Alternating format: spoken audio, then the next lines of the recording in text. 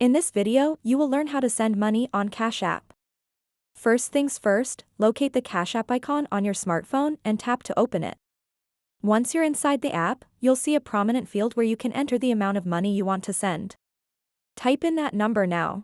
For example, let's say you want to send $25.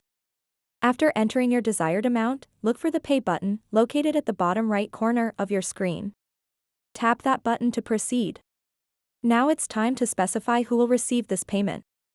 In the To field, you can enter various identifiers such as a name, cash tag, phone number, or email address associated with their Cash App account. Make sure this information is accurate.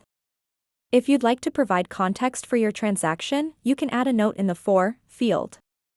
This step is optional but can be helpful for record keeping. Next up is choosing how you'll fund this payment. You have two main options here: cash balance, if there's already money in your Cash App account. Linked bank account or debit card, if you'd prefer to use funds from another source. Select whichever method works best for you by tapping on it.